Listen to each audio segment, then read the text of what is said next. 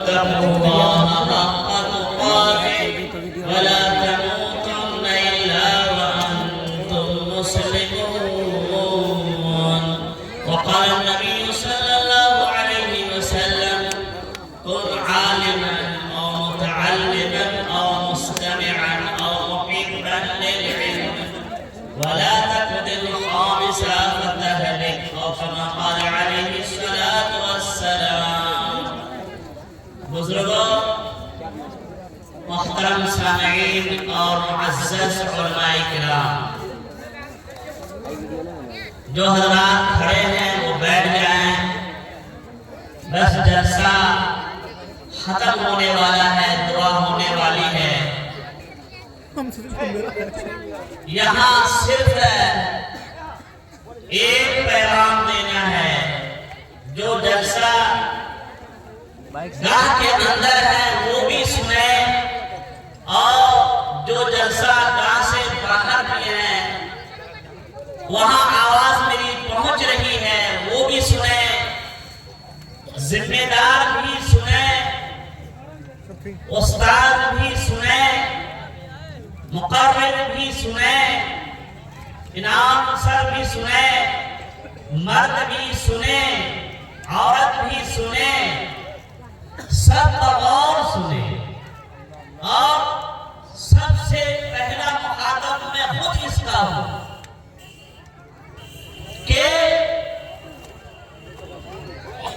سب جلسے کا مقصد، مدرسے کا مقصد، تقریر کا مقصد، تصنیف کا مقصد، چندہ دینے کا مقصد، تعاون کرنے کا مقصد، جلسہ کا آنے کا مقصد، بیان کرنے کا مقصد اور بیان سننے کا مقصد صرف ایک ہے، وہ یہ ہے کہ ہمارا اللہ ہم سے راضی ہو جائے،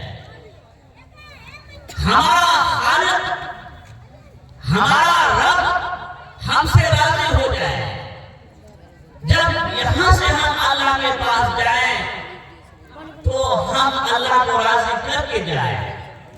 میں نے ایک آیت پڑھی: یا ایھا الذین آمنوا اتقوا اللہ حق تقاته، اے مومنو ڈرو اللہ سے جیسا کہ اس سے ڈرنے کا حق ہے.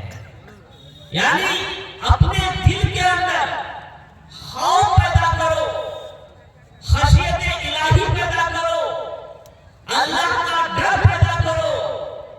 آج جہاں بھی جرم ہو رہا ہے، جرائم ہو رہے ہیں، اگر کہیں ڈیوٹی میں کمی آ رہی ہے، مزدور کام صحیح سے نہیں کر رہا ہے، رشوت بازی ہوتی ہے، نماز چھوڑتی ہے، روزہ چھوڑتا ہے، کوئی آدمی حج فرض ہونے کے بعد حج نہیں کرتا ہے، کوئی آدمی بدنگاہی کرتا ہے، فلم دیکھتا ہے، بدزبانی کرتا ہے، غیبت کرتا ہے، چغلخوری کرتا ہے، کسی پر ظلم کرتا ہے، کسی کی زمین کو ہڑپتا ہے.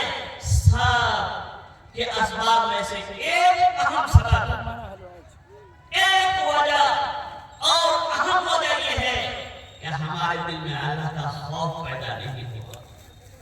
اللہ کا جو استحضار ہونا چاہیے، موت کا جو استحضار ہونا چاہیے، قبر و حشر کا جو استحضار ہونا چاہیے کہ ہمیں مرنا ہے، مرنے کے بعد حساب و کتاب دینا ہے، اگر یہ ہمیں یاد رہے تو ہماری نماز نہیں چھوٹے گی، ڈیوٹی کرنے والے کی ڈیوٹی میں کمی نہیں آئے گی، ماسٹر تاخیر سے نہیں جائے گا اور پہلے جلدی نہیں آئے گا، وقت کا مدرس صحیح سے پڑھائے گا. ہمارے اندر دل کا خوف پیدا نہیں ہوا. اگر اللہ کا خوف ہمارے دل میں ہو جائے، کیسا خوف ہونا چاہیے؟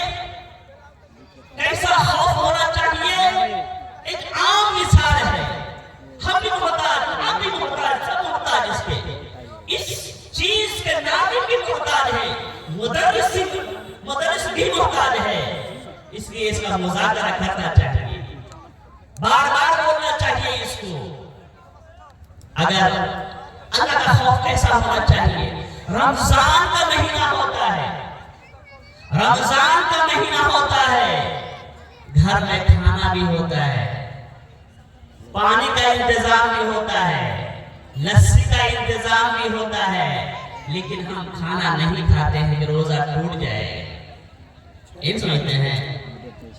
لسی نہیں پیتے ہیں اس وجہ سے کہ روزہ ٹوٹ جائے گا۔ بالکل جو اللہ کا استحضاء، اللہ کا خوف روزے میں رہتا ہے، وہی گھر کے اندر بھی رہے، گھر سے باہر بھی رہے، حضر میں بھی رہے، سفر میں رہے، اگر یہ اللہ کا خوف پیدا ہو جائے گا اور یہ اس کا استحضار ہو جائے گا، اللہ عالم الغیب والشہادہ، کہ اللہ ہمیں دیکھ رہے ہیں، تو جہیز اور تلک کا جو رواج ہے وہ بھی نہیں ہوگا، وہ بھی نہیں ہوگا۔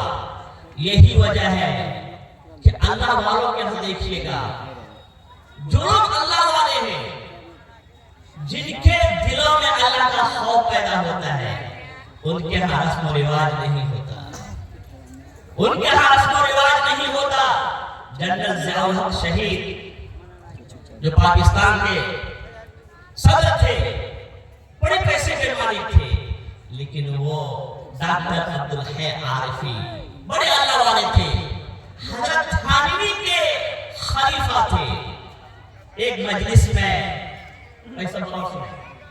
مجلس میں 5-10 آدمی تھے، بچی کا نکاح ہو گیا، مولانا الیاس گھومن امت یوزہم کہ یہاں شادی تھی، بس سادگی میں شادی ہو گئی۔ تو اگر مسئلہ یہ ہے، پریشانی یہ ہے کہ جو اللہ کا استحضار ہونا چاہیے، جو اللہ کا ڈر ہونا چاہیے، اور نبی پاک صلی اللہ علیہ وسلم کی محبت جو ہونی چاہیے، کہ ایک ایک سنت کو معلوم کریں اور آپ کی ہر سنت پر عمل کریں۔ اگر نبی سے محبت ہو، نبی سے عشق ہو، اللہ سے محبت ہو، تو بزرگوں دین پر چلنا آسان ہو جاتا ہے۔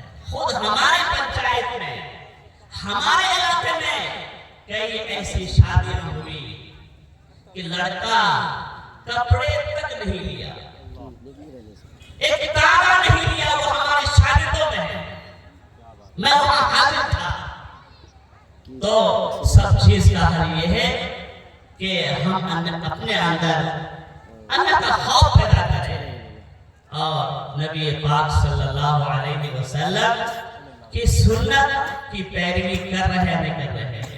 سونے میں سو کر اٹھتے ہیں تو آپ کی کیا سنت ہے؟ کھاتے ہیں تو آپ کی کیا سنت ہے؟ کھانے کے بعد کیا دعا پڑھی جاتی ہے؟ ملنے کی سنت کیا ہے؟ شادی کی سنت کیا ہے؟ یہ تمام سنتوں کو اگر پڑھیں گے ہم، ادھر اللہ کا خوف ہوگا، ادھر نبی پاک صلی اللہ علیہ وسلم کی سنت کی پیروی ہوگی، تو وہی زمانہ پھر لوٹ کر آئے گا، وہی زمانہ صحابہ کا زمانہ، تابعین کا زمانہ، اولیاء کا زمانہ لوٹ کر آئے گا بزرگوں، کہ نماز کی پابندی ہو رہی ہے، کسان اگر کام کر رہا ہے۔ ابھی ادھر پورنیہ میں درہا بستی کے بارے میں ایک میں پڑھ رہا تھا، آج ہی پڑھ رہا تھا میں سفر میں، کہ صوفی جمیل صاحب تھے، وہ خانقاہ منگیر سے منسلک تھے، وہ کسان آدمی تھے، حاجی جمیل صاحب کام بھی کرتے تھے، اللہ اللہ بھی کرتے تھے، دھان لگا رہے ہیں، اللہ اللہ کر، مزدور جو ساتھ میں ہے وہ سنتے تھے، دھان کاٹ رہے ہیں، گھاس دے رہے ہیں تو اللہ اللہ کر رہے ہیں۔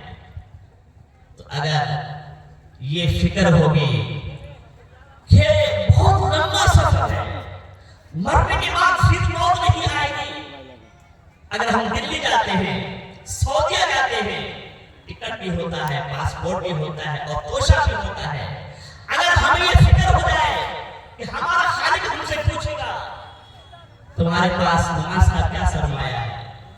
تلاوت کا کیا سرمایہ ہے؟ ذکر و اذکار کا کیا سرمایہ ہے؟